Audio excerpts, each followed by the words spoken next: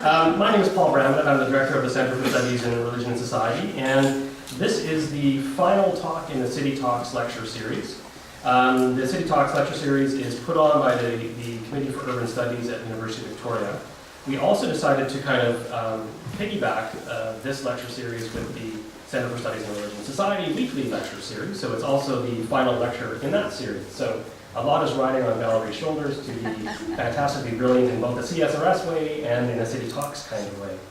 This particular lecture tonight is actually sponsored as well by the John Albert Hall series, which is a series which is supported by the Anglican Diocese of Victoria. I'm very pleased to be able to introduce tonight's speaker.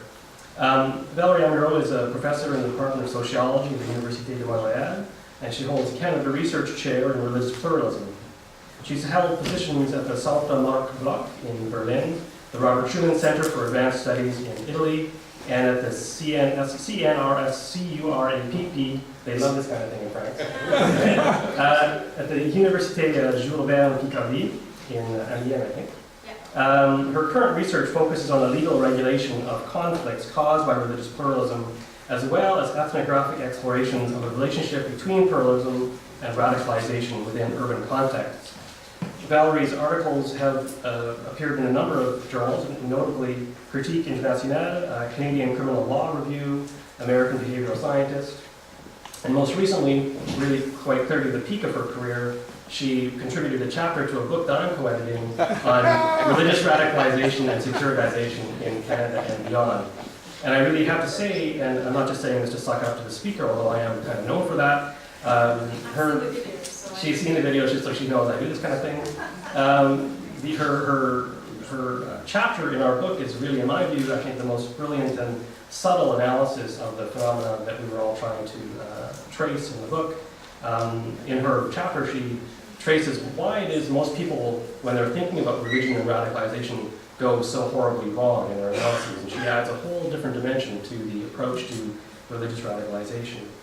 In 2013, she received the Teaching Excellence Award, UDM, and I've known Valérie for several years in the context of both the Metropolis Project, which has been an international and national research project on ethnic diversity in cities mostly, and was very fortunate to be able to deepen our relationship, friendship in the context of the research project on radicalization, and therefore when I had an opportunity to choose speakers for this series on religion in the city, it was obvious to me that I needed to bring Valérie into the conversation.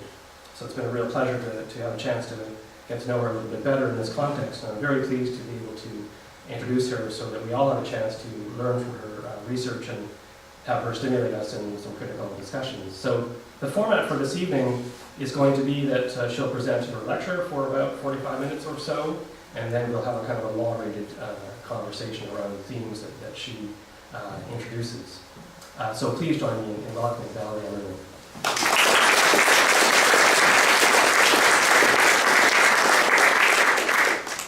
So good evening. That's a lot of pressure. I'm French.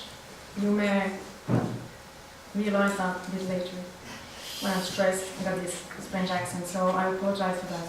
I'm really happy to be here. It's my second visit to Victoria, and every time it's like, I wish I would be settling here. But then I go back to Montreal, and I love Montreal too, so I'm like hesitating. But I'm more and more I come, more and more I feel like I will one day come more than 24 hours. So I thank the organizer for the opportunity to present my views on one big question, which is the one you see on the first slide. I've done a PowerPoint. This is a big miracle because I'm not a PowerPoint person, but I thought it may help you to figure out visually what I'm trying to explain orally. So my main concern tonight is to discuss with you, to really engage in a conversation on how do we experience religious pluralism. So I will not feed you with graphs, with numbers, with maps. I will really try to discuss quite theoretically, but also fitting in some examples, the way I think we sociologists should more and more work on this idea of experience of religious diversity in secular context. So I think I should start by locating myself in the picture. And I like this picture because when you look at me today, it's quite different. And I think it touches upon quite neatly and very abruptly and also directly to one of the core issues behind this issue of religious pluralism, that we have this representation, like the one that you see on the slide, and you have reality, which is me tonight. And there are differences. The Photoshop is here. So why do I need to locate myself? I need to locate myself because I'm not from Montreal, I'm from France. And what you see on the graph here is the connection between specific dates, specific laws, specific regulations, norms that have emerged since 2004. And I left France in 2007 to move to Montreal.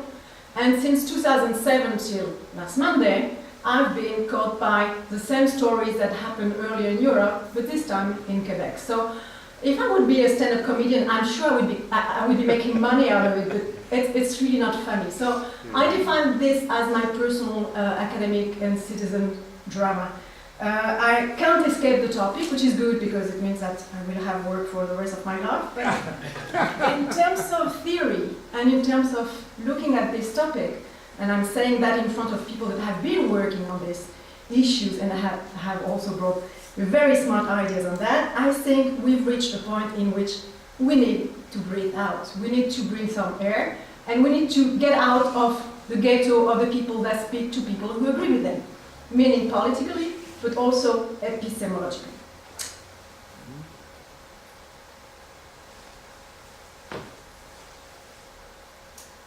My talk tonight will be addressing this issue of the experience of religious pluralism by focusing on France and Quebec. And here you have, I think, a clear image of the way we talk about the subject very differently. So on the left side, you have an excerpt of the décret d'application of the March 2004 law. This March 2004 law was the first law that was dealing in France with ostentatious religious signs. It's a law that says that it's forbidden for kids, for young boys and young girls in public schools to wear ostentatious signs. And I have underlined on the left side the wording that is used to describe these signs. So it reads, the Islamic headscarf, it reads, the kippah, or a big cross. And in the end of the text, it says that the law is, this is the application decree, it's not the law, it's the way you have to apply it once it's voted. The last sentence says, the law is so designed that it's able to even anticipate potential other signs we didn't think of it. And I see, at least in this room, one side that is not in this text. Well, on the other side, you have images that are related to, I'm sure Annick spoke of it, so she probably used this image too. This is the iconography of the religious signs that were scheduled to be prohibited to be worn by public servants by the charter that was supposed to be passed as under the name of Bill 60 in Quebec. So here you have two models of the way France and Quebec have been dealing with the issue of visible religious difference. This is legal. On the one side, it's a passed law. On the other hand, it's a non-passed law, but who knows, it may come back sooner or later. In both cases, what's important is that we see the regulation of specific signs, of specific symbols that are clearly described but not affiliated with any religion. It's not the religion that is banned, it's the sign of it. It's the indication that you are obviously affiliated with it. So there is no way that, as a practitioner, as a believer, you could, for instance, accuse the law of being explicitly discriminatory against you. But the interesting thing is that the religious sign that is absent on the left side, but in the right side, which is the Sikh turban, has been affected directly by the application of the law. And those are the three guys that were expelled from public schools because they were wearing these signs, have been going to court, to the different jurisdictions, in order to claim for their right to go to public schools wearing whatever they wanted to wear. But they were not anticipated by the law. So it gives you also instinctively the idea of how religious diversity is pictured in the French bureaucratic wording of how do you implement a law that is general in its aim, but has to be specific in its implication. In order to be clear, I need also to tell you what kind of sociologist I am. Sociologists are like, we're a bunch of kinship, families, enemies, friends. We do different things. I'm a qualitative sociologist. And I'm interested in that type of question. I'm a fan of graphic novels. Will Eisner is my hero. And this picture, I'm not sure you see that well at the back. What's interesting me is the top one. The top part of the picture, it shows you two doorsteps. And in front of one, there's a lot of garbages. On the other one, there is no garbages or a tiny little box. And the question that Will Eisner is asking, it's an incredible series in which he works on New York and the way people live in the city and inhabit the city. He works on tiny miracles, the way people encounter each other and then disconnect, but then reconnect, etc. So it's a fascinating way of doing ethnography through design. And the question says, how come are rich people garbages always smaller, occupy less space than poor people garbages? This is the kind of questions I'm dealing with. I'm interested in looking at surrounding social facts by putting my attention obsessively on tiny details in order to link what I call and what other sociologists call troubles with issues. Troubles is something that you live with difficulty as an individual. Something that is an experience for you, a troubling experience, a problematic experience, but it affects you directly. And issues refer to bigger questions, like global poverty, global warming, but then the temperature in Montreal affects me. So this kind of rebalancing in the analysis, this trouble with these issues, which is a vocabulary of a famous sociologist called Charles Wright Mills, is what I'm interested in discussing religious diversity and how we experience it. So, in the first page of his book, Will Eisner adds this thing, and I put it in for the philosophers in the room. So Will Eisner is this graphic novelist, does incredible design on very precise scenes in the urban settings. And on the first page, he had this huge quote by William James, who is the father of pragmatism. And the quote is interesting because the quote insists on the fact that James is basically saying, I'm not interested in big things. I'm not interested in the way things are rolling over us at the global level. I want to look at individually as a capillary thing that is happening and connecting us, all of us together. Things are enriching each other and producing things that we didn't anticipate. And this is my approach. This is my approach, and let me give you an example if I switch back now to religious diversity. Paul is smiling because we had a huge discussion when I convinced him to put it in the book. The book is on pluralism and radicalization, but I think this picture in particular is a good illustration of what I intend to convince you of doing, even when you are getting out tonight, in connecting these big things with tiny little ones. I'm here dealing with troubles and issues, and you have in front of you two pictures. On the left side, you have a poster that was used during the campaign in 2009 in Switzerland, a campaign organized by a nationalist party, the Popular Party, to ask for the prohibition of the construction of minarets in Switzerland. And on the right side, you have a cartoonist. I'm very much into cartoon. You have a cartoonist that has published this drawing of him the day after the result of the vote. The result of the vote, it was a referendum that took place in November 2009, and the final result is that 57.5% of the voters, and of course they were abstentionists, voted in favor of prohibiting the construction of the minarets. What does the caricature show? The caricature shows a Swiss couple. They are in front of a very, very nice house, typical alpine house. That's the way I imagined Switzerland before I went to Switzerland. It's green, it's pretty much like Victoria, but higher. And the mountainside is beautiful, and you don't see any minaret, you don't see any mosque, you don't see any direct threat of Islam.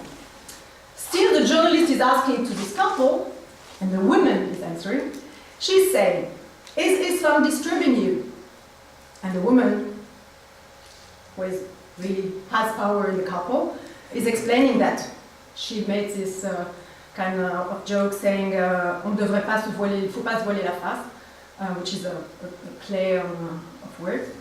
And the image is clearly a response to the other image. The other image is embodying, showing, illustrating the threat of Islam. You have a territory that is symbolized by the map, the flag, the Swiss flag. It's covered by minarets. If you look really, really with attention, you see that the minarets look like missiles. And the front stage figure is a woman wearing, a female figure, that is really wrapped into a black piece of clothing. So the message is clear. If we want to stop the construction of minarets, it's because they're invading the country. There is no need to study and do a BA or MA or PhD in communication to be able to understand that. And it's good because people were supposed to vote. People who were living here were supposed to vote, meaning people who had no direct experience of what this poster was talking about had to say what their opinion, and their opinion was mostly in favor of it. So the idea with these troubles and issues is to say that you don't need to be troubled by something to have a clear position on it. This is basic, and you're saying, okay, it's now 8.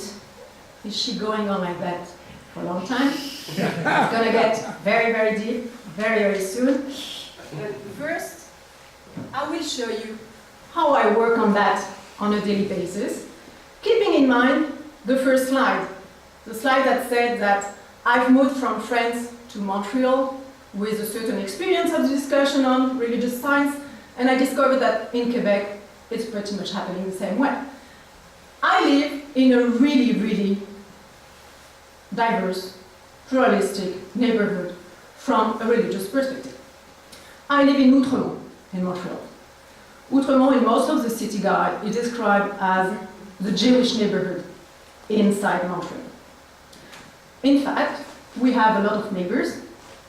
I say we because this is part of the job. We do diffusion of knowledge.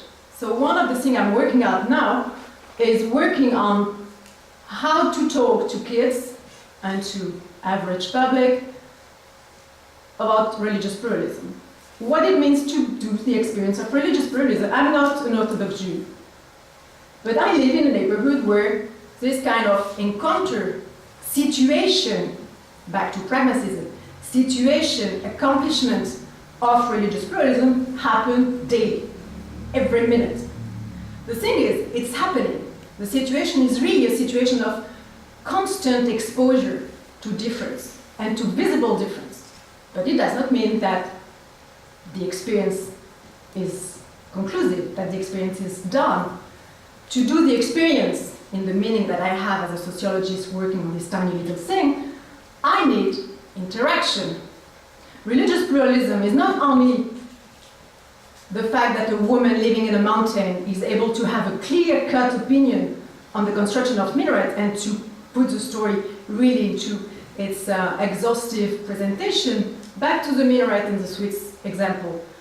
The result of the vote was 57.5% opposed to the construction of minarets. But at the level of the territory, there were only 4 mosques with minarets, and only 2 were planned to be constructed.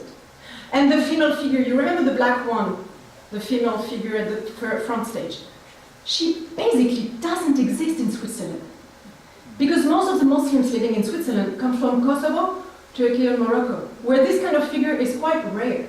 And if it exists in the country of origin, it surely is a very tiny minority in Switzerland. So here again, the notion of trouble and issues help you to manage what I call the missing link between what the charter was willing to achieve, what the law banning the religious signs in public school is achieving, and we're going to switch to other legislation and other political decisions that were in the same kind of direction later. But what I want to insist in with showing you this example is that I'm interested in how do you cope concretely with this kind of situation. This young red person is my daughter. We live in this neighborhood, and every day, since 2007, we cross difference. But we're embedded in daily routine. And one of the daily routine that any migrant moving to Canada and largely to North America discovered is Halloween. We don't have Halloween in Europe. We're starting to have it, but nothing compared to what you have here. So obviously, we ended up having our way to celebrate Halloween. So it was 3 years ago. She decided to get outside as a Kleenex box. Halloween, you're supposed to frighten people, and it was a year where she was the only one at school not being vaccinated against the influenza. So it was a year where everybody was convinced we would be dying because of this huge pandemic of flu. So she went out in Halloween saying, I'm a Kleenex box because it's really dirty, it's killing people. It worked out quite well. So here you have the real person, and here you have the reproduction. I'm working on this project with a Quebec-based guy who makes comics. And I'm showing you what's happening. So we're just walking in the street. I'm an urban sociologist, so I'm interested in what's happening in public spaces when you're really facing something that is disrupting your daily routine. So she's about, there's no words, so you don't need words. She's looking for candies. And finally, she meets an unexpected audience. Some of the Jewish kids of the neighborhood, visibly belonging to les hommes en noir, the black men, as she named them at the beginning, were sitting on the top of the step just with candies. What was her reaction? She obviously decided that they were not the right person to ask for candies. So here she ran away. The design is soft. In reality, she really ran away, saying, no, I don't have candies here. Okay. And she has an obsessed sociologist mother. So I said, no, I do the nice part. And I sent her back. And here is what happens. She's going back. She's not convinced. What is here written, the big guy that is passing in front of it, is really saying, he really said what he's saying on the picture. I don't know if you see that, if you can read it. He basically says, my daughter is asking me, why aren't they wearing things like I am wearing? And he says, because they're disguised all the year, or the year long. So he makes a clear racist statement, very hostile to this explicit, visible religious diversity. So I need to convince her. I need to tell, no, try, give it a try. And it's really disturbing because it doesn't fit into the picture. The picture is nice white people who are wearing wigs and look like terrific person, open the door and give you plenty of horrible things, candies. And this is not happening. The guys are alone, it's kids. Normally kids are running in the street. They're not waiting at home to provide you with candies. So it's really completely going the wrong way for her. And she finally decides to go. And she comes back saying, I'm the only one going there. I'm going to have all of it. And nothing will be left for the others. So typical my daughter reaction. And end of the story. This is just an illustration of troubles and issues in another perspective. I'm here insisting on this observation dimension. I spend my time observing situations through which I can decompose and operate a kind of reconnection of these different dynamics that goes through this issue of public religiousness, public religious visibility of religious minorities, what we do with that, how do we regulate it, and how do we communicate about it.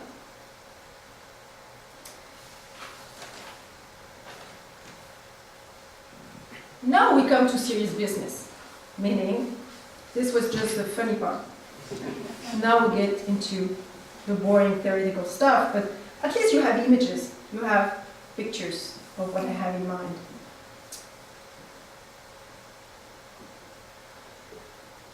I started by saying that France and Quebec have similar ways to deal with how to govern, how to regulate the visible presence of religious differences. And I'm a specialist of Muslim minorities, so I will now deal only with the specific case of Muslim otherness, Muslim religiosity, Muslim difference. And I think what this country, Quebec and France, share and have in common are these three dimensions. First the framing, then the meaning, and then the gossiping. What I intend to convince you of with that is that our incapacity to connect, or our capacity to do it without knowing what we're talking about, to connect troubles with issues, place us in a trap, in what Mills calls an ordinary trap. That is, we're fed with information, we know a lot, but we have no direct connection with the problem we're dealing with, which is fine. We don't need all to be poor to understand what being poor is. I'm not saying that. I'm just saying that here we're facing political dynamic and juridical dynamic that aim at excluding from public services, from certain public spaces, specific gestures. As I said earlier, the law on the public school in France is not excluding religion from school. It says specific signs, and it lists it, are forbidden. It doesn't say Islam is forbidden at school. It says wearing conspicuous signs is forbidden. And among these signs we have this and this and this and this. Same thing with the iconography. We clean, in a way, the public services. We clean it up. And we show you what you can't do. And I'm here insisting on the fact that wearing a sign means that you're wearing something that can be seen and recognized as such, but you're also accomplishing a gesture. When you're putting something on yourself, you're doing something. You're not just exhibiting it. And we'll come back later on this non-intelligibility of the religious gesture in these two secular contexts. So let's start with framing. What does it mean, framing? Framing means that when my daughter is at Halloween gathering candies from the neighborhood, she's not acting in a void, even as a kid. She's acting, being surrounded by matrix, structures, institutional arrangement, organization, regulations, where the light is produced in the street because it's Halloween and we have to be safe when we gather these candies, when we collect the candies. So she is also interacting in the middle of these nodes, this set of framing, of institutional matrices. And one of the matrices that Quebec and France have more and more in common is what me and a colleague have labeled a narrative of secularism. Both contexts, through the Charter and through the different legislation banning religious signs in France, have moved from secularism conceived as a political principle and a juridical normativity to a narrative. Secularism stands for national values. It performs a discourse on what we as a nation, we as a pays, we as a country should ought to be and should stay. We wish to protect this value. Secularism has become a value to stand for, something to protect, and in France it has been done through a clear positioning of the right wing on this topic, while in the case of the Charter it has been promoted in clear interaction, which led to failure, with the sovereign discourse, with the discourse on the independence of Quebec. So this is the first point, first element of the framing that Quebec and France have in common. A second element of this framing that is affecting the way we, anonymous citizens, deal with religious science in public space is the fact that through this nationalization of secularism as a value, what is operated is also a displacement of the burden of neutrality. What this law are asking, what this legislation in France and the project of charter are asking, is basically that individuals perform neutrality. If you're asking to a pupil going to school, to public schools, to take off her headscarf, or for a guy to take off his turban when he's entering the school, you're asking them to perform neutrality, to behave as neutral citizens.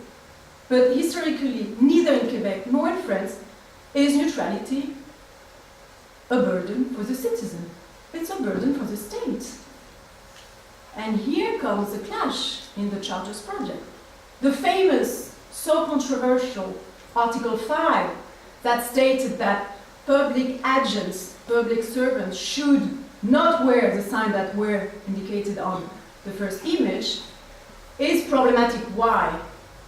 Because it's completely disconnecting and putting outside of the picture the rights of individuals to be who they are also as pious citizens, even when working. The situation gets more complicated because in the way the Charter was promoted, what was defended was that it would be a guarantee of neutrality of the state if the sign would disappear. And the minister during the commission, the parliamentary commission on the Charter, said in different occasions, what if a nurse wearing a headscarf has to deal with a patient that is suffering from a disease and he's also an homosexual? He made the question at least 10, 20 times during the audition. And one of the legitimate answers would have been, taking off the scarf would not change the fact that the person may have an opinion that is completely negating the right of gay people to get that and that. The problem being the collusion of these two realms of rights, of jurisdiction, under the umbrella of defending neutrality, pretending that the value of secularism is attacked through the wearing of religious signs, which will lead me later to a short reflection on the way we understand religion in secular context and why we're incapable of experiencing religious pluralism, because we have a weird perception and definition of religion. So this displacement of the charge and the burden of neutrality is something that is bridging the two contexts. Notwithstanding all the national differences, I'm not insisting on that, but I'm perfectly aware that the national history of France is not the national history of Quebec.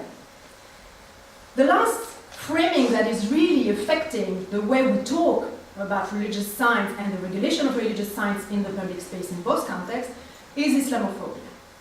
I'm not insisting on that, just saying Islamophobia has emerged in Quebec over the last 3 years, while in France it's something that has much more history, long-term history, that can be connected to the colonial episode, and it has been quite well investigated and also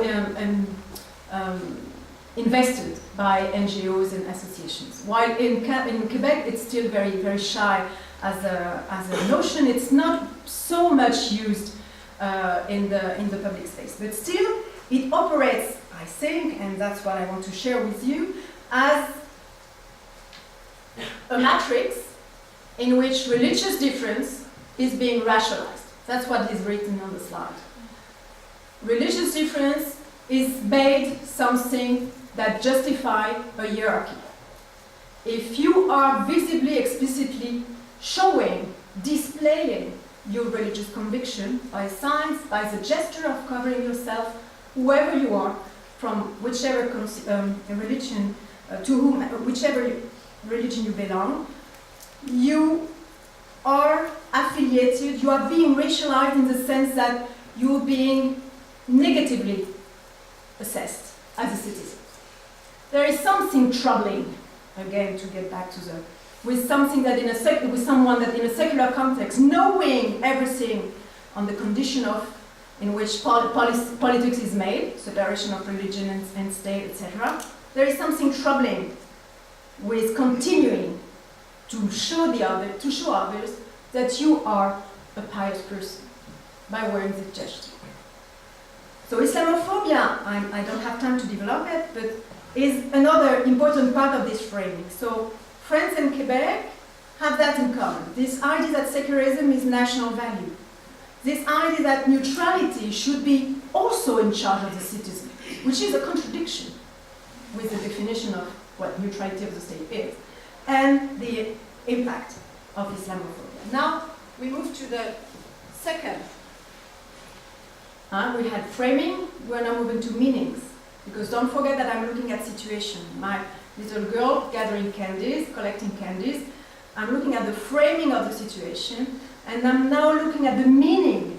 Oh, why don't they dress up like us for Halloween? So how do you attribute meaning to what's surrounding you, to what's happening to you? Here what's interesting me, and you see I've got 3 points. And actually it's difficult because I see the other slide. The first one is the generic question I'm trying to answer to by focusing on meanings is to look at the place of the pious citizen in the secular context, in the secular urban context. And I have 3 arguments I want to make.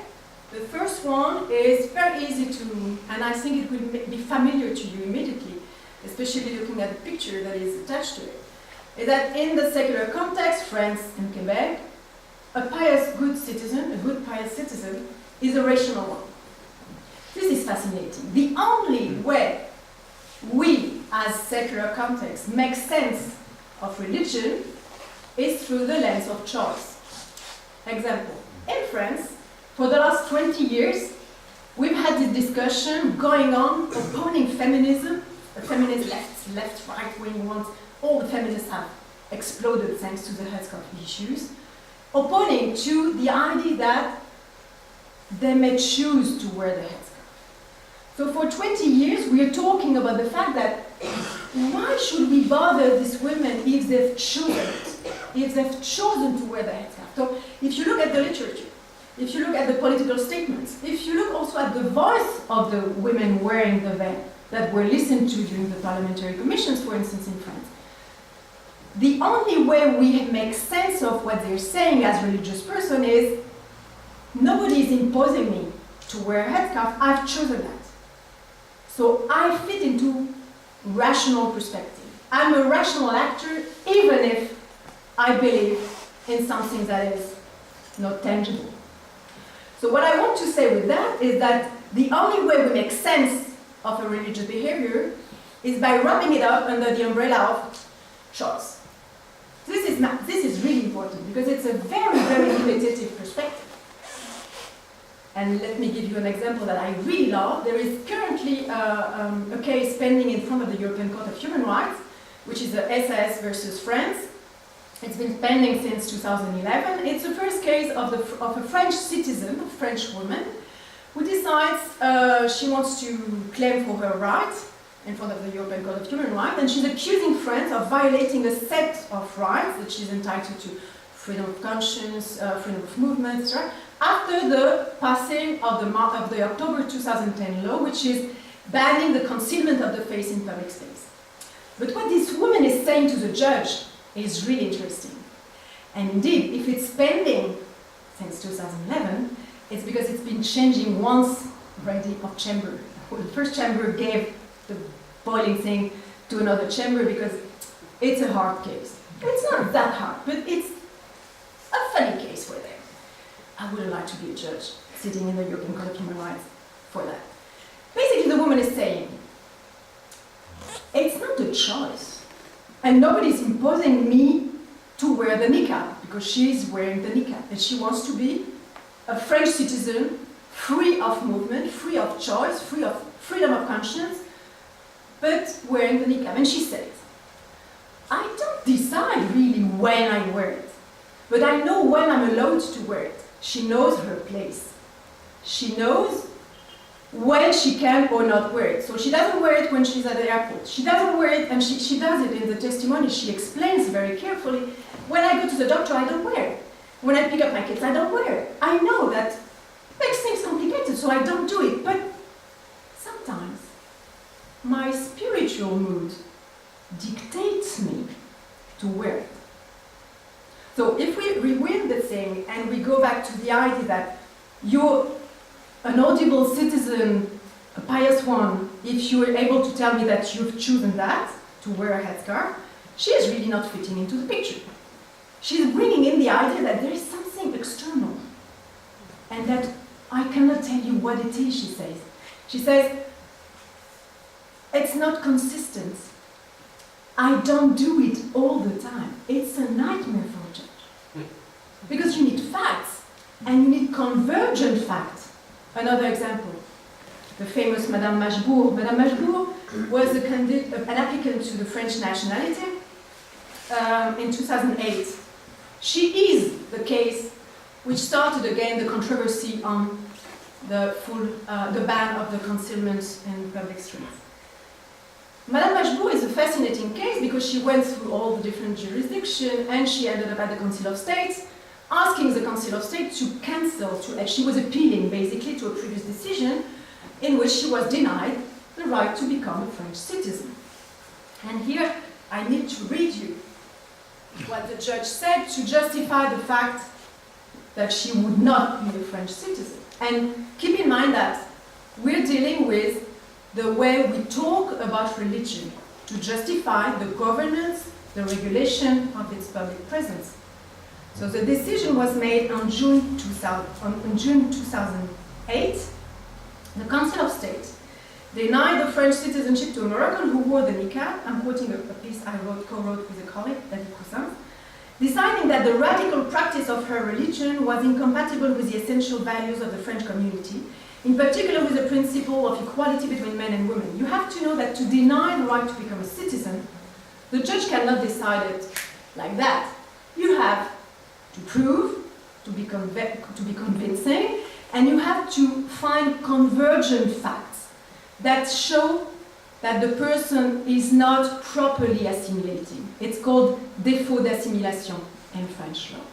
So the judge at the level of the Council of State has to do that. He has to do a kind of collection of elements belonging to the life of this woman that would converge one with another, and this is what matters here, the convergence of facts, to decide that yes, she can be a citizen or no, she can't. So the question at stake here is access to citizenship. It's quite different from access to public services. We agree with that. It's basically access to a public good. Madame Majbour, in the decision, speaks French, says the judge. She speaks French well, and her two children are educated in a state school. And while she was visited by a male gynecologist during her pregnancies, it remains that she carries out an almost reclusive life, cut off from French society. She does not receive people in her home. In the morning, she occupies herself with house cleaning, as well as walks with her baby and children, and in the afternoon, she goes to the home of her father or father-in-law. For her groceries, she indicates that she can do her shopping alone, but admits that she most often goes to the supermarket accompanied by her husband. The judge then deduces that it seems that Madame Majbour has not met the values of the Republic, and in particular those of the gender equality. She lives in total submission to men and to her family, which is manifested as much in her manner of dress as in the organization of her daily life. She finds this normal, and even the idea of contesting this submission does not even occur to her. The judge finally rejected the plaintiff's application to French citizenship, and these conclusions were followed by the Conseil d'État, which thereby judged Madame Majbour had adopted a radical practice of her religion, incompatible with the essential values of the French community, principally belief in the equality of the sexes. So what we have here is a legal decision that is basically saying that this woman has a male gynecologist. She is raising her kids, she goes to the supermarket, she visits her family, and she has no job. Plus, she speaks well French, and her kids go to public state school. So we have a very basic average woman. I don't know how old she was at the time. But I remember you that the idea of the judge is to find convergent factors that should prove that she is really not assimilating. Here, the only factor that is proving to the judge that she is not assimilating is the fact that she is wearing a niqab. But what is interesting even more is that the judge is qualifying this practice.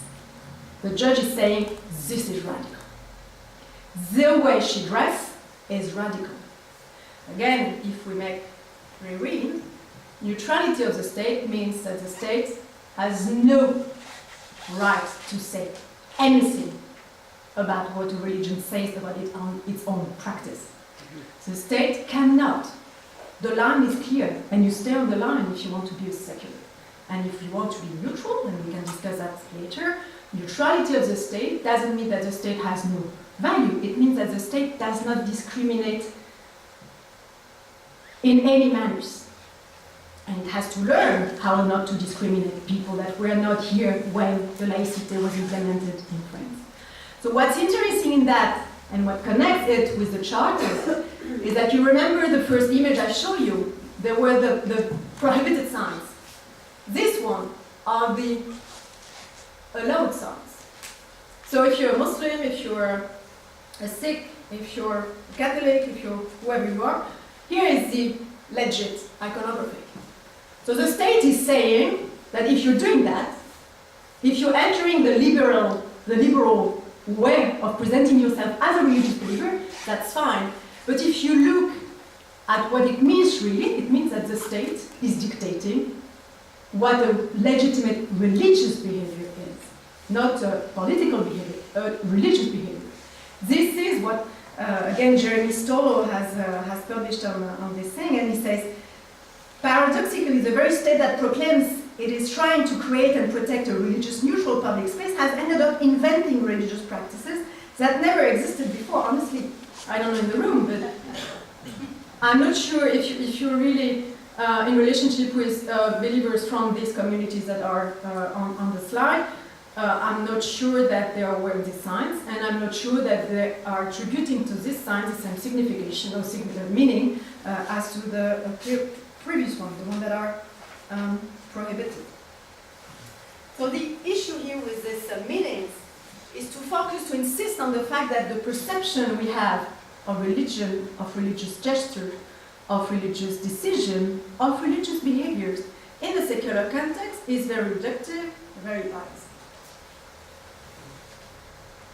Now I'm moving to my third element. After the framing, the meaning, we come to the gossiping. This is something I've developed recently, so bear with me because it's something new and it's pretty much the first time I'm presenting it in public, so I'm really curious about your comment and reaction. What is gossiping? Because my purpose here is to say, it's very boring to work on these issues. It's really boring. I mean, you have to go through legislation, through terrible text, tiny little articles that you forgot the following page, and you have to read again. And it's a very heavy literature. And it's a passionate political discussion. And between these two levels, you have people living ordinary life and trying to make sense of it. My interest as a sociologist is to try to go beyond and to say, wait, we've been for 3 decades in France obsessed with that. We had the headscarf in school, public school, outside. We had the burqa, so-called burqa, the niqab, the full veil in public space, out. Then I moved to Montreal. I had the Bouchard-Taylor Commission, the Reasonable Accommodation, Muslim or Islamicist, and the Charter. So we had different countries, and I could add to this other European contexts. I could add Germany, I could add Italy. Most of the European members of the European Union have had to deal with similar issues under different forms. Rushdie affair, the Danish cartoon, but we have a set of questions, stories that really highlight the fact that this is a big problem for us, secular spaces. So what I'm interested in as a sociologist is to say, if we are that obsessed, if we cannot get rid of it, and the last one in France is that we will probably end up with a charter of laïcité with the new government we have since last week. Because the guy who is ruling this government has defined himself in his discourse to the nation last Monday as a true Republican. And in general, behind true Republican is secularism. So what I'm interested is try to get outside of the box of religious studies. Try to get outside of the idea that, oh, it's just religion, it doesn't matter. I think it matters because I think it gives a lot of information on the way we define citizenship regime, on the way we project ourselves as secular space in national context under certain constraints. And I think gossiping is one of the ways I make sense of this connection between religious science in public space and citizenship. Gossip is an informal conversation, usually taking place in the absence of the person that you're gossiping about. You're rarely gossiping in the face of the person you're gossiping about. Or if you do, it's not gossip. So it's an informal conversation which is taking place with the absence of the main agent. It's also something that is relying on the absence of proof. In general, gossip, and here I'm relying on I discovered a huge literature on gossip in political philosophy. I was really fascinated by that. The fact that gossip is a conversation between people who know each other and trust one another, and this trust creates authority. The fact that you speak, think about the newspaper we never read, but we all do. Like People, Closer, all these scary things. This is gossip. This is about the life of people. Personally, I never met Cameron Diaz. I never met Brad Pitt. I never met them. But I read that and I believe what's said. And there are pictures showing it. So there is authority in gossiping. But you don't need to have direct connection to the subject of the gossip. So gossip is interesting me because it resembles very much what's happening with religious science of minority people in secular context. In almost all the parliamentary commissions that preceded the vote and the pass of the laws I have been mentioning, and this includes also the Bush-Harteller Commission, the Muslim women I'm interested in were rather absent. And when they were auditioned at the end of the process. Because someone said, oh, we forgot the people we're talking about. We should have an aim. And if you look at the chronology of the audition, it's fascinating to see that they are the latecomers. They're the main target, but they are the latecomers. So the other thing is that the no-proof argument. People make the first page on, I don't know, a divorce or a rumor of abortion or whatever, she had the lips redone or whatever. But they don't provide us with proof. There is no, as Daniel Weinstock put it, talking about the charter, he says, it's a solution to a no problem. They established it. They thought of it. They projected it. They drafted it.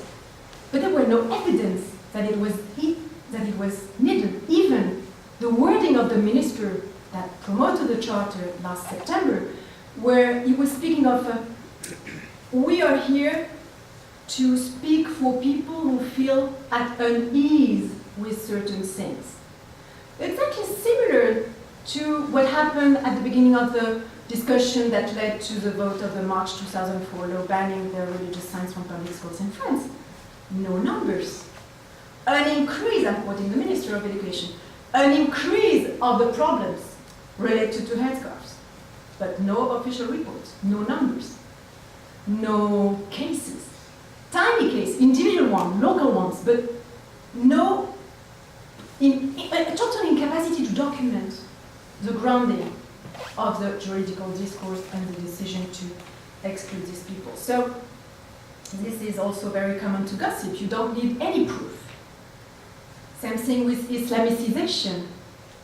Islamicization was a word that dropped into the discussion about the charter last October. It dropped into the discussion thanks to one radio listener who called a program on which the Minister Drainville was interviewed, and who asked a question saying basically, do you think Islamicization of Quebec is a danger? And the minister replied by saying, Islamicization is a real concern. Once you take a word like this one and you put it in the mouth of a minister, you give legitimacy. I'm not, again, it's not being against, being in favor. I'm not interested in that. I'm just interested in the circuits of gossiping, how things circulate. And here I've got this wonderful scheme. I'm very proud for my first PowerPoint. I'm quite proud. So I've illustrated all the participants to the gossip circuits in, the first one is about Quebec. So I've written, you don't see it maybe at the back, but politicians, the Muslim legends. The Muslim legends, this is my wording, I don't know how it sounds in English, but in French we would call them, pardon my French, halal Muslim, that is the one that are accepted to speak up as Muslim by the people who are not Muslim. So in particular, Jamila Benhabib and Fatima Oudabepin. Journalists, the feminist voice, prominent and non-prominent. The editorialists, the bloggers, they are quite powerful, and they're not that powerful in France, but in Quebec they are quite powerful. And here the last one is what I call the vox populi. So the comments on blogs, the social networks, and also the letters and the comments that you can read on the bottom of an article on a pad, for instance, when people comment and give their opinion. So this is a kind of gossiping circuit in Quebec, and it's pretty similar to what's happening in France. The only thing that is changing is the type of actors that are engaging, which is completely normal because the longevity of the discussion in France is 3 times or 4 times the one in Quebec. So this gossiping thing is also very helpful to make people familiar with an issue. If I'm thinking of Elvis Presley, you know? Remember Elvis Presley? Yeah? He's supposed to be alive. You know that? He's alive. Who knows? This has been one of the main gossip on Elvis Presley for the last, since he's dead, practically. Sorry, for those who believe he's not dead. So the idea of gossiping is also that it makes you remember the couple in the mountain, the Swiss mountain. They were familiar with the question. They had no clue, no experience, but they were familiar with it. They were recipients of the gossiping thing. So it helps circulate assertions which, as they move away from the source and time of issue, begin to function as forms of validating and objectifying authority. And it facilitates very much the imposition of dominant idea. And it works in both cases.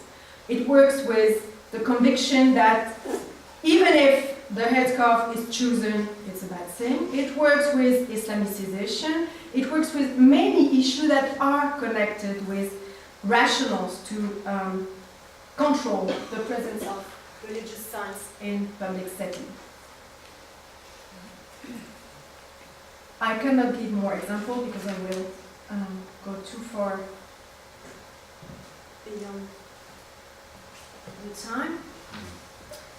What I want to say at least and at last is trying to wrap it up all these issues I've been talking about in terms of this time transparency and visibility. Because again, keep in mind that my objective here is, I don't think it would have interest you to have a comment on Quebec elections with rate of participation and how many seats and why did they lose. I mean, we can discuss that, but I cannot make an hour talk about that. I don't think it gives anything as material, as energy to what I want to map, to design here. And what I want to design is that this obsession, this scopophilia, as we call it. Scopophilia is the love of looking. The fact that we love to look at each other. And the way we look at each other, in that particular case, the way we look at religious signs by this woman has turned into a love-hate relation, of course, but it has turned also in an erasure of their voices. What this transparency and visibility connection is trying to help you to grasp is the fact that what's happening in a way, and I'm just throwing it like that, what's happening, I had an article published in Le Monde last year called La burqa, c'est Lady Gaga. So the idea is to place the burqa in the way we talk about and we look at it in the same movement as we contemplate people, VIPs, very famous people. You know, the one that you don't need, even I'm not able to recognize a song by Lady Gaga, but I'm able to recognize her. And indeed, she's here. She's here wearing a burqa, a transparent pink burqa, because she made an old scenography around this issue some years ago during a concert. So why I'm doing that? I'm doing that because I think that the public discussion on the religious signs has created a capital of visibility to this woman. It achieved, in a way, the opposite of what this woman wants by wearing a headscarf. What they want by wearing a headscarf is be coherent with their belief, with convictions, and you can enter into interpretation with them of the meaning of the sign they're wearing. Maybe it's out of modesty, maybe it's out of aesthetics, maybe it's out of love, maybe you have many reasons. But focusing and having a constant gaze on them has exposed them very, very radically in terms of what their intimacy is. And I'm always struck by the fact that it's completely forgotten in the public, it was completely forgotten in the public discussion. In March 2004, the media were concentrated on, once we have passed this law excluding people wearing religious signs from public school, what will happen? First hypothesis, revolution. No, didn't happen. Second hypothesis, increase of the Muslim private schools. Didn't happen. Third hypothesis, they would obey. They obeyed, indeed. No revolution, and out of 12 million of students going to public schools in France, 47 definitive expulsions. Meaning, 12 million students, 47 cases of definitive expulsion, disproportion. In French we say, on accouche d'une souris, un éléphant qui accouche d'une souris. It means the result was close to almost non-visible. But among the ones who obeyed, there were a bunch of girls in different schools who made a strong decision. They decided to shave their head. Yeah, that's really interesting. Empirically, because when you're 14 or 15, shaving your head is quite a strong gesture. I mean, one of my daughter's friends did it because her mother had cancer. But this is embedded into a collective way of recognizing what it means to shave your head when you're 15. Here you have girls who decide to shave their heads to get rid of the obligation having to take off the headscarf. What is the meaning of that? It's a way to resist to a state imposition, but it also means that they don't want to endorse the mask of citizenship to be rented that we want them to wear. Meaning, the gesture that we're really looking at, they really get rid of it. While the gaze is constantly obliging and forces them to go until these very radical intimate gestures. You shave your hairs. So I'm in Turkey, I'm shifting context and continent, but in Turkey we had this huge discussion in the end of the 90s around the wigs.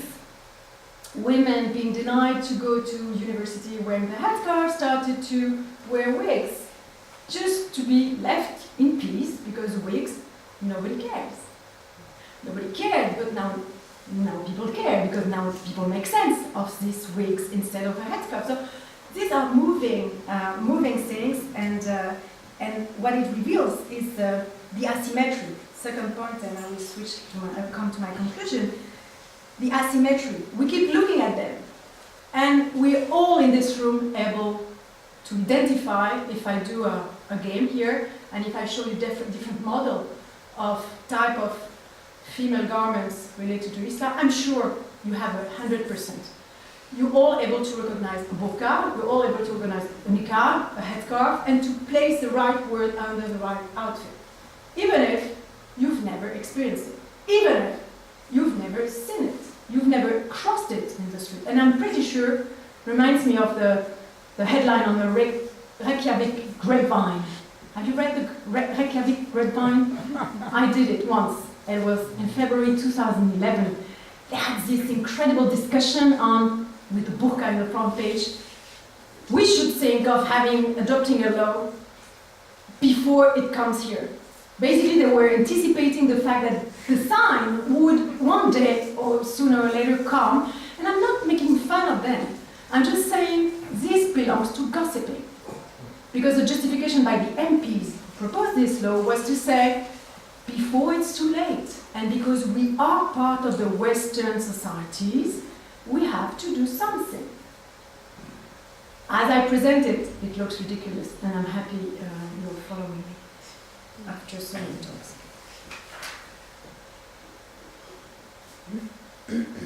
So the gaze that we who don't wear the veil, Muslims and non-Muslims alike, have constantly on these garments, exposed them to our scrutiny, constantly. Like Lady Gaga, when she was wearing meat and appearing on the street half naked. We just look at them and they confirm or they behave in relation with our expectations.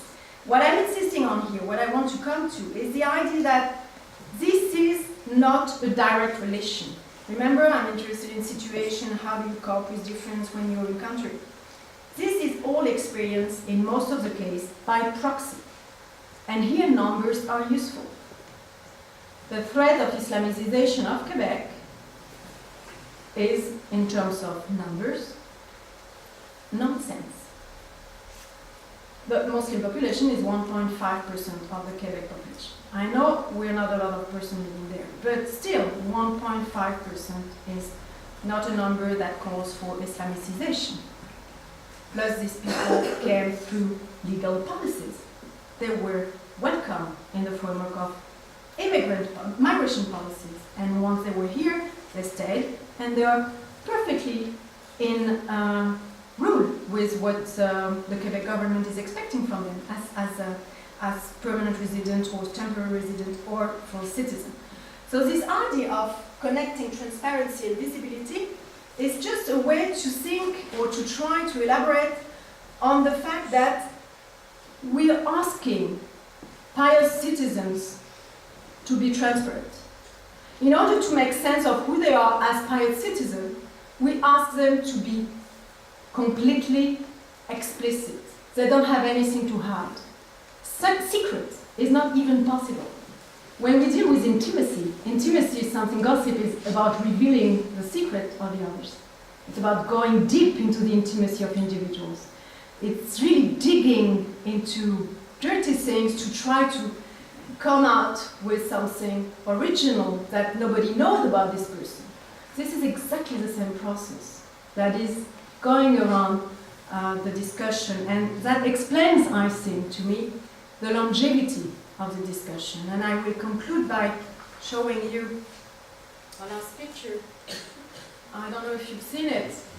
This is one of my favorite movies. I was scared to hell. And I discovered that it was set up in Tadoussac, in Quebec.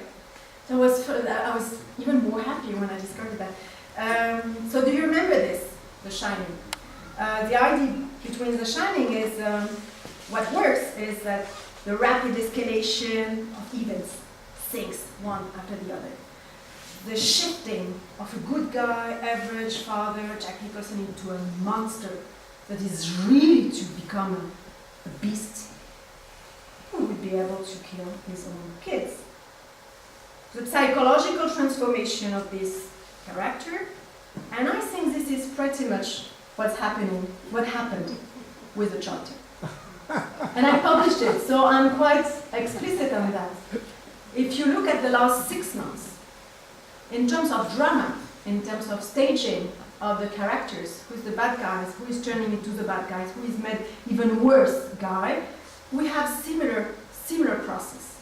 Something completely normal, and nothing from the outside makes you think that there may be a problem, is turned into a big problem. And divides the country very, very, very rapidly, with no return point. And that's my last word. Monday, after I got elected, Bernard Rainville had this sentence that I've written on the top, saying, "La charte, c'est fini." I think Quebec is really just starting to experience what the charter has lift up or open up. I don't know what is the right word. So, on this note of optimism, I thank you for your attention.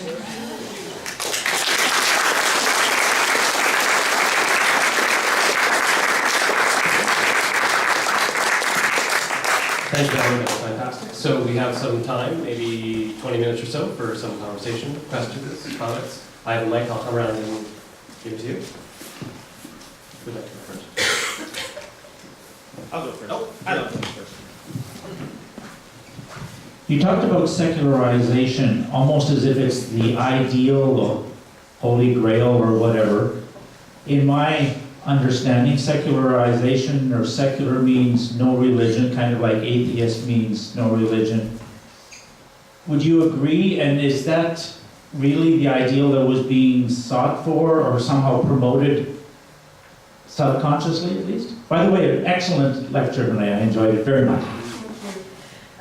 I don't think I've, thank you for the question, it's a very good one. I don't think I've said secularization. I've stick to secularism.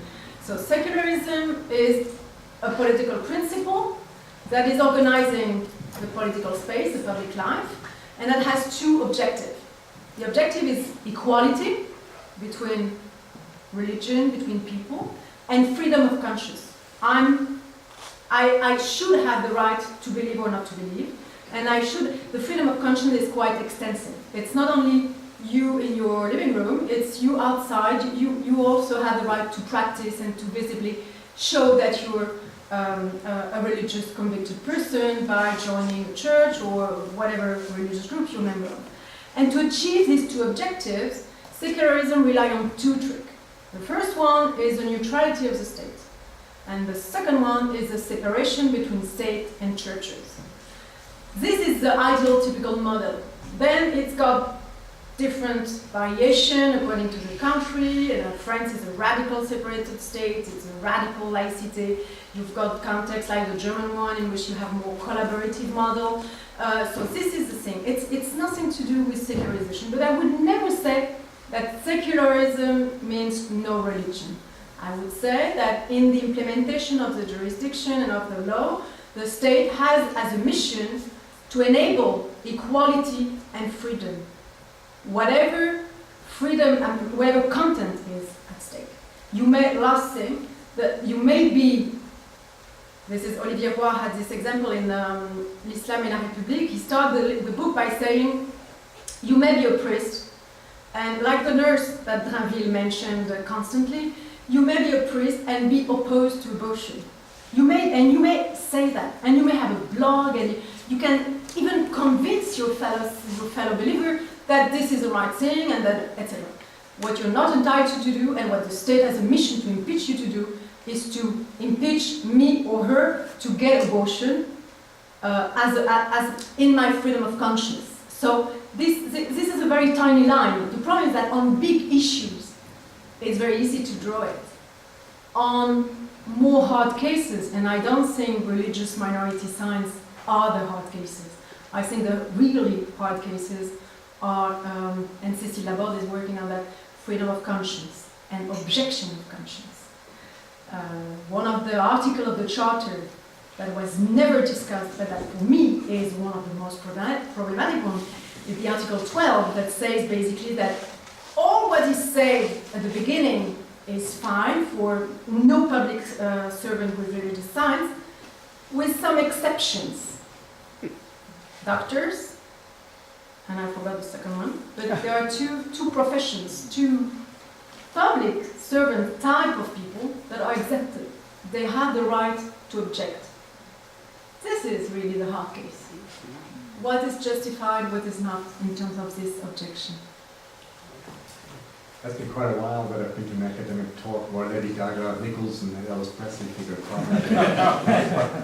but more seriously, I think you gave us a very sophisticated account of how the sentiments that you describe are popularized in urban culture. But I still can't help the question, where does it come from? Right? You hinted, at a couple of things. One is the widespread xenophobic sentiments. The couple, the Swiss couple there. But then clearly the political elite figures prominently in popularizing these kind of notions. It seems strange to see Quebec and part of Canada going down the same road as European societies that struggle with very different legacies of immigration, histories of colonization. It's just so different, but still you see very similar pattern. Where do you see this coming from over the last couple of years?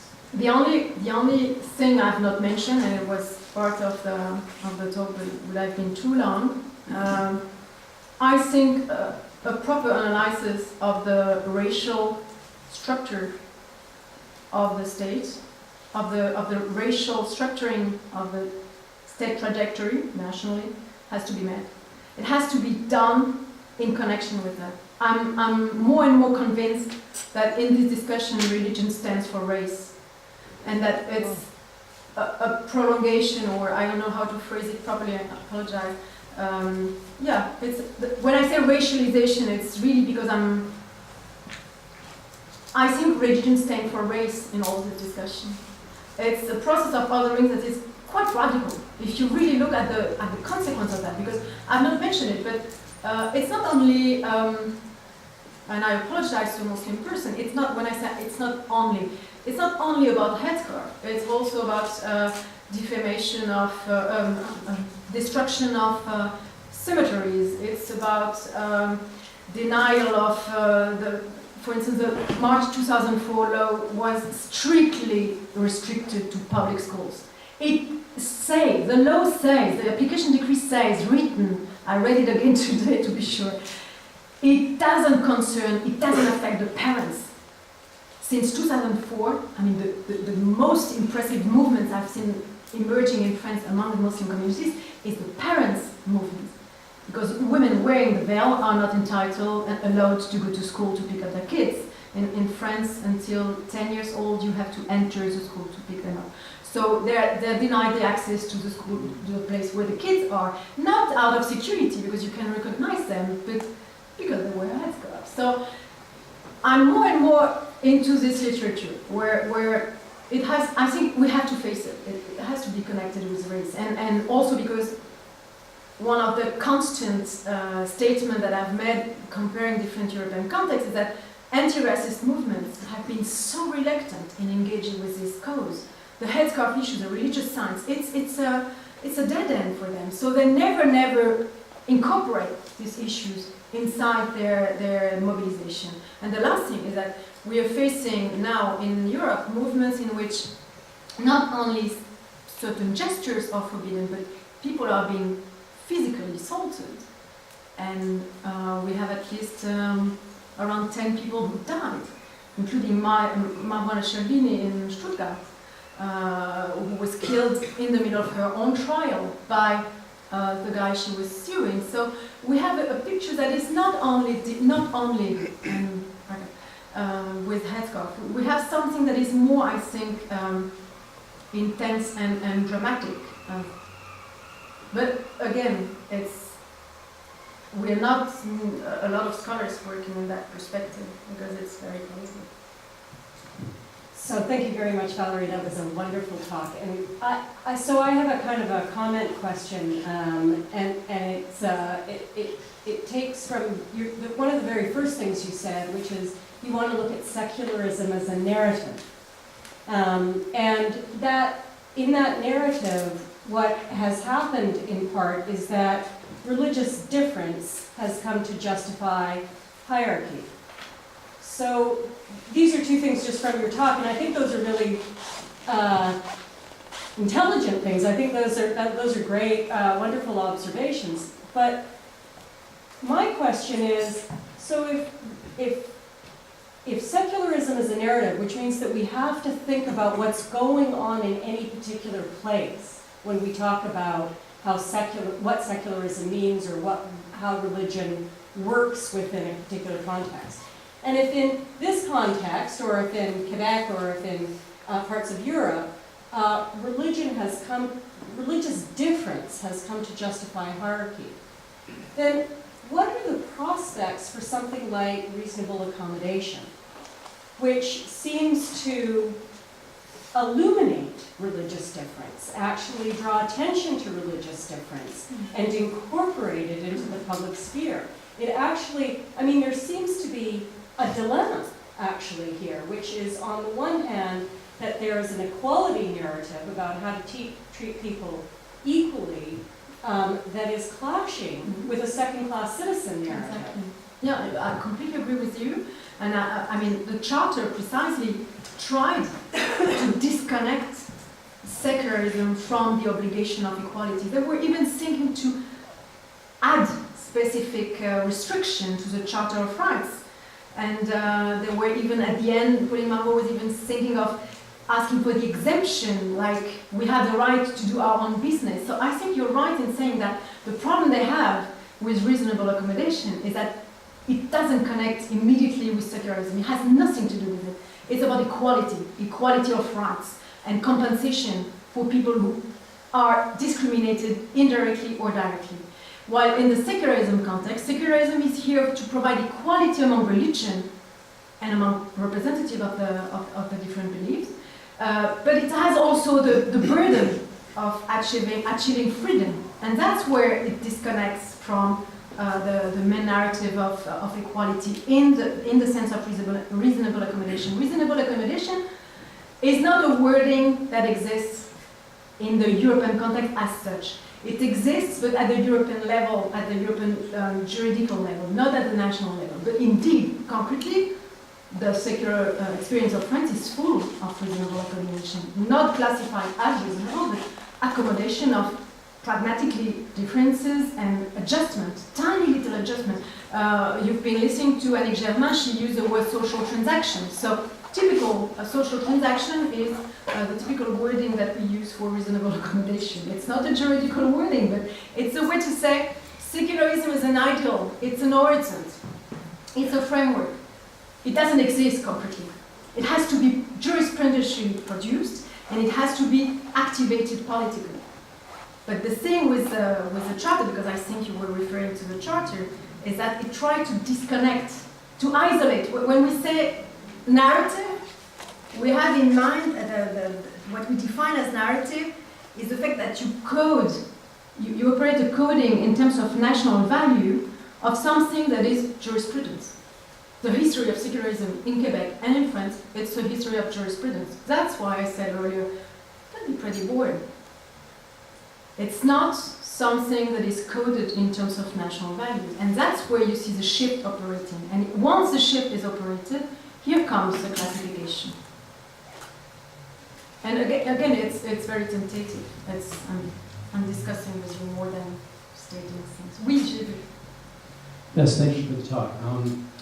So le show c'est fini, but in Quebec there's the interesting education program, the Ethics and Religious Culture program. I wonder if you could continue on this note of the narrative and expand on maybe how you see that program in Quebec schools fitting into the narrative of secularism in Quebec, perhaps in comparison to, or in contradistinction to what's happening in France. Yeah, it's a very good question. The only experience I have of sociological work on that is a field work we did last year with colleagues of mine in the field of education. We studied Jewish private schools, 4 Jewish private schools in Montreal, and we compared them. We sat basically in the classrooms, 5th and 6th grade, and we were observing how the curriculum, the main curriculum, the one, they were all school with agreements with the state, so how the main curriculum was articulated with the religious teaching and the Hebrew teaching and the Yiddish, etc. So this is the only, I'm speaking on the basis of that. And I'm also speaking on the basis of some expertise I've done for legal jurisdiction in the framework of what is called déconfessionnalisation du système scolaire, meaning the unchurching of the national education, because the cours d'éthique et culture religieuse has to be located in that process. The fact that you take the school out of the hands of the churches, but you don't take religions out of the civic education of the citizen. From my observation, I mean, it's very different.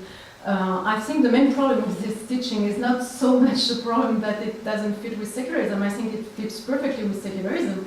I find it quite brilliant that kids learn about other traditions, and for a mother of a young girl who's been schooled also in the United Kingdom, I've noticed that there are a lot of similarities in terms of education to religious diversity in a very concrete way.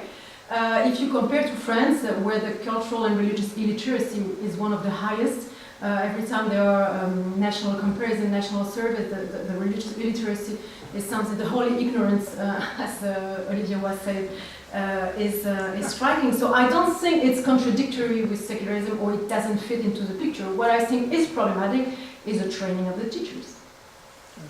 Because teaching culture, éthique et culture religieuse, stop after the hour of teaching. But then you have to cope with discussions that engage religious identities of the pupils in other circumstances, and teachers, it's a basic issue I'm saying, but they're lacking training because nobody wants to address this difficult question in the training of the students to be teachers. It's labeled under intercultural problematic, but not in terms of religions. And it brings us back to this idea that our intelligibility of religion, it's as if religion would be something really characterized by its incongruity in secular context. And when it comes to knowledge, I think it's really problematic. Valérie, one of the most interesting observations you make in your writing is the peculiar leap that people make from their own personal troubles to having broad opinions about broader issues. And the insights you have here about gossip, about how that, in a sense, fuels that leap from issues, from troubles to issues, is interesting. And then it makes me wonder, how does one correct that? Right? Because if I say, well, did you hear that Brad Pitt got a full body blood transfusion so he could look more handsome? You could say, well, no, actually there's no evidence of that, and his doctor just went on screen yesterday and said that didn't happen. So one can correct a false piece of gossip. And yet, in the case of many strong opinions people have about religion, in the case of when people leap from troubles to issues in the case of religion, it's very difficult to correct that. Often when you say, actually it's not the case that Muslims or Sikhs or Jews do X, Y, or Z, actually you're wrong about that. The anxiety remains. So it seems as though it's not a cognitive problem, it's not a factual problem to be correct. There's something else at work there. And I wonder if, just very briefly, you can give a couple sentences about it. I'm asking you to go from being a sociologist to being a psychologist, I guess. Yeah, I think it's pretty much a problem. Yeah. I mean, part of the problem, but it's also a question of scales. The thing is, if you address these issues by proxy, and if you experience it directly, we all know there's a big difference. And this is a good example. I live in the middle of one of the most segregated and racist, explicitly anti-Semite neighborhood of Montreal, while we're in the middle of it. And the difference between people who are explicitly anti-Semite, like, for instance, if you're selling your condo, do you have a clause saying we don't sell to Orthodox, or you don't? You can't because it would not be legal. But you say it to the agency, do you mention it that you don't want visit? Or you want visit the police, you don't want them. About the dirt, we're back to race. We're back to the discussion in the 80s in France about the les bruits et les odeurs. They are noisy and they smell. Same thing here. So the racialization is never far and never very far. But my main concern with that is it's very easy to propagate, to fuel gossip. It's so difficult to counteract it. And the only answer is grassroots activism. Grassroots activism on a very, very local basis. That's why I'm in favor of this kind of initiative rather than, I always say, I moved to Montreal, I was so happy. I left Europe, I had a job in Europe. I was at the CNRS Curap, as you said. I had a job for life, and I didn't need to teach. I was a research fellow, so heaven. And I accepted this position in Montreal. I have never been in Montreal before my job talk, never. Why did I accept that? And I was in Florence, which is a nice city. Everybody's saying, why did you leave Florence to go to Montreal? Because in Montreal, I could phrase and use the word I wanted to describe the things I'm working on. Talking about race, talking about minority, but now it's becoming very similar to the context I've been living, so I don't know where I'm going to be moving next time. But I don't have an answer, and it's part of the frustration, because I arrived saying, this is interculturalism. There is multiculturalism, but I don't see any difference, honestly. So that's my main concern. That's why I'm back to situation. Thank you very much, and please join me in thanking Valérie Amiraux.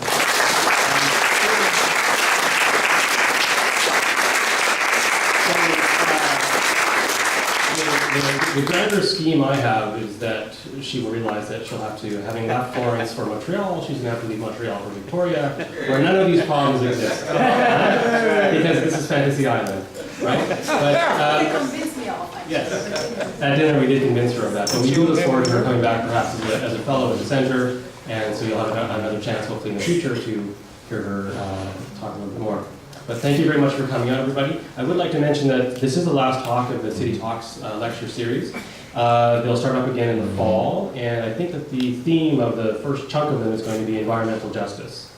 So keep an eye on the websites, and you'll see who's coming and when they're going to be speaking, and they will likely be speaking here. So have a good evening, everybody, and thanks again to Valérie Amiraux.